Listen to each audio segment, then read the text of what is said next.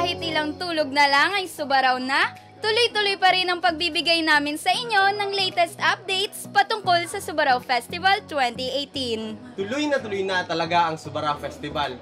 Handa na ba kayo mga subarkada? Kaya tawagin na ang buong subarkada at alamin ang mga activities na pwede niyong salian. Ako ang inyong subarkadang Jihad. At ako ang inyong subarkadang Jade. At ako ang inyong subarkadang Dave. At ako ang inyong subarkadang G. Mga ka-subarkada, amos tara! Makisa at makisaya sa Subarao Biodiversity Festival 2018.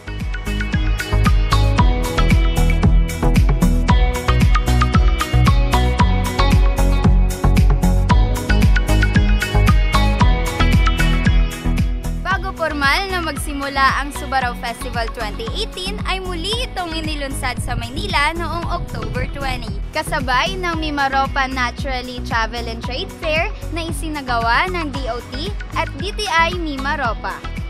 Ipinamalas din ng Palawan Performing Arts ng Provincial Government of Palawan ang mga kultura na dapat abangan ng mga turista na pupunta sa Subarao Festival 2018. Siyempre, present sa nasabing launching ang PPUR Management sa pangunguna ni Ma'am Beth Maclang, kasama ang City Tourism Department, Provincial Government of Palawan, at PPUR Festival Partners Foundation. Kaya naman asahan na natin na isa ang Subarao Festival sa mga kikilalaning festival hindi lamang sa Mimaropa, kung hindi sa buong Pilipinas.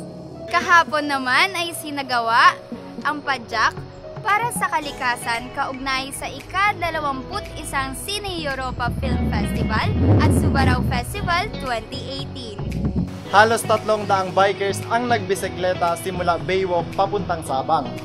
Maliban sa pagbibisikleta, nagplugging o namulot ng basura ang mga kalahok at nagkaroon din ng postal cleanup. Masayang-masaya din ang Cine Europa Ambassadors dahil kabilang sila sa Subarao Festival ngayong taon. Grabe! Hindi pa man nagsisimula ang dami ng activities ang may kinalaman sa Subarao Festival 2018. Ano pa kaya ngayong linggo at magsisimula na ang Subarao Festival? Last episode ay napag-usapan na natin ang 4th International Bird Photography Race na magsisimula ngayong November 2 at ang Sabang activities na magsisimula naman ngayong November 4. Next week, alamin natin ang mga activities na pwede niyong salihan dito sa city proper o sa bayan. Isa na dyan ang Flight of the Fireflies kung saan seremonyal lang ililipat ang selebrasyon sa pamamagitan ng sabayang pagbibisikleta simula dito sa Sabang hanggang dito sa bayan.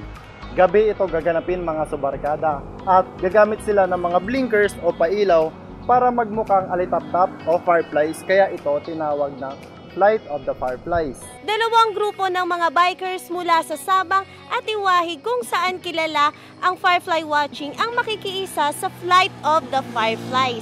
Mula sa banga ng Barangay Santa Lourdes, magtatagpo ang dalawang grupo papunta sa bayan.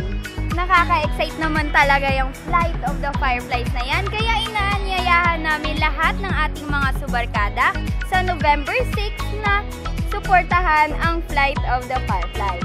At habang nag-aantay ng mga bikers mula sa Sabang, ay humigop na rin kayo ng mainit na chowlong at iba pang mga authentic Vietnamese cuisine dito sa Vietville Restaurant.